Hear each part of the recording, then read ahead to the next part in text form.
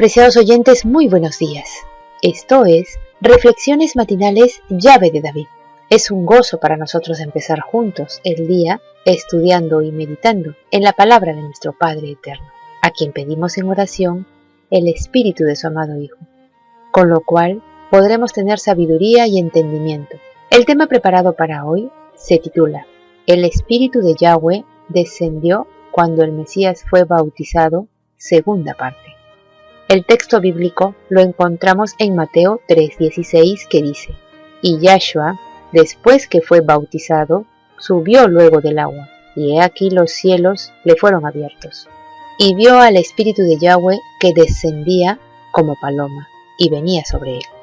Ayer dijimos que la frase el Espíritu de Yahweh en las Sagradas Escrituras no nos dice que son dos seres divinos. Al contrario, nos da a entender que nuestro Padre Celestial interviene en la humanidad en espíritu por tener el poder omnipresente. Tampoco se le puede atribuir como una persona, porque cuando habla el Padre de su espíritu, no habla de otra persona, sino de sí mismo.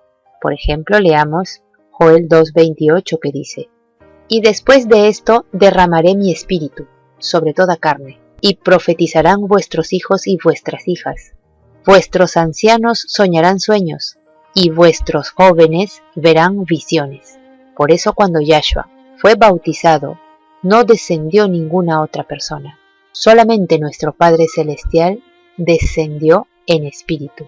Directamente del Padre procedió la luz de su gloria. Se abrieron los cielos, y rayos de su gloria descansaron sobre el Hijo amado de Yahweh, y tomaron la forma de una paloma, en apariencia bruñida de oro. La forma semejante a la paloma era un emblema de la humildad y amabilidad del Mesías.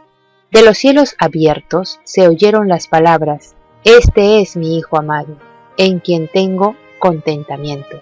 Estas palabras de confirmación fueron dadas para inspirar fe a aquellos que presenciaban la escena y fortalecer al Salvador para su misión. A pesar de que los pecados de un mundo culpable pesaban sobre el Mesías, a pesar de la humillación que implicaba el tomar sobre sí nuestra naturaleza caída, la voz del cielo lo declaró Hijo del Eterno. A pesar de que el Hijo de Yahweh estaba revestido de humanidad, Yahweh, con su propia voz, le aseguró que era el Hijo unigénito del Eterno. Su vida de sufrimiento y paciente tolerancia después de su bautismo fue también un ejemplo para nosotros. Después de salir del agua, Yahshua se arrodilló en oración a orillas del río. Se estaba abriendo ante él una era nueva e importante. De una manera más amplia, estaba entrando en el conflicto de su vida. Aunque era el príncipe de paz, su venida iba a ser como el acto de desenvainar una espada. El reino que había venido a establecer era lo opuesto de lo que los judíos deseaban. Él, que era el fundamento del ritual y de la economía de Israel, iba a ser considerado como su enemigo y destructor. Él, que había proclamado la ley en el Sinaí, iba a ser condenado como transgresor.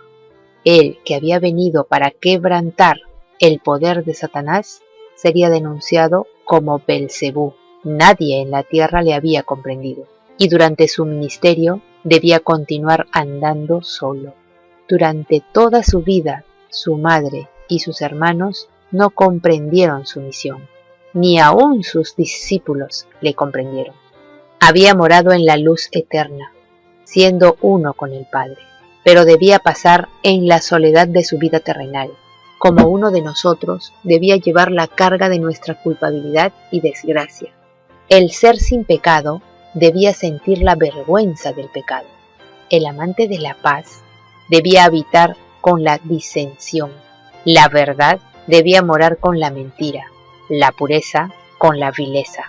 Todo el pecado, la discordia y la contaminadora concupiscencia de la transgresión torturaban su espíritu. Debía hollar la senda y llevar la carga solo. Sobre aquel que había dispuesto su gloria y aceptado la debilidad de la humanidad, debía descansar la redención del mundo. Él lo veía y sentía todo, pero su propósito permanecía firme. De su brazo dependía la salvación de la especie caída, y extendió su mano para asir la mano del amor omnipotente. Entre la vasta muchedumbre que estaba congregada a orillas del Jordán, pocos, además de Juan, discernieron la visión celestial. Sin embargo, la solemnidad de la presencia divina embargó la asamblea. El pueblo se quedó mirando silenciosamente al Mesías. Su persona estaba bañada de la luz que rodea siempre el trono de su Padre. Su rostro dirigido hacia arriba estaba glorificado, como nunca antes habían visto ningún rostro humano.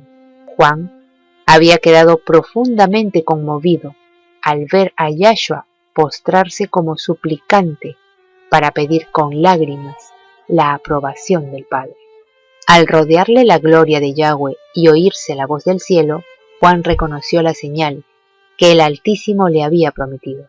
Sabía que era el Redentor del mundo a quien había bautizado. Cuando Juan vio que la gloria del Padre descendió sobre él, y extendiendo la mano, señaló a Yahshua y exclamó: «He aquí el Cordero de Yahweh, que quita el pecado del mundo». Nadie de entre los oyentes, ni aun el que las pronunció, discernió el verdadero significado de estas palabras: el Cordero de Yahweh. Sobre el monte Moria, Abraham había oído la pregunta de su hijo: «Padre mío, ¿dónde está el Cordero para el holocausto?». El padre contestó: «Yahweh se proveerá de Cordero para el holocausto, hijo mío». Y en el carnero divinamente provisto en lugar de Isaac, Abraham vio un símbolo de aquel que había de morir por los pecados de los hombres. La gloria que descansó sobre Yahshua es una prenda del amor del Padre hacia nosotros. Nos habla del poder de la oración, de cómo la voz humana puede llegar al oído del Padre y ser aceptadas nuestras peticiones en los atrios celestiales. La luz que cayó por los portales abiertos sobre la cabeza de nuestro Salvador caerá sobre nosotros, mientras oremos para pedir ayuda con qué resistir a la tentación. La voz que habló a Yahshua dice a toda alma creyente: «Este es mi Hijo amado, en el cual tengo contentamiento». Nuestro Redentor ha abierto el camino, de manera que el más pecaminoso, el más menesteroso, el más oprimido y despreciado puede hallar acceso al Padre. Apreciados oyentes, que Yahweh nos bendiga. Hasta mañana.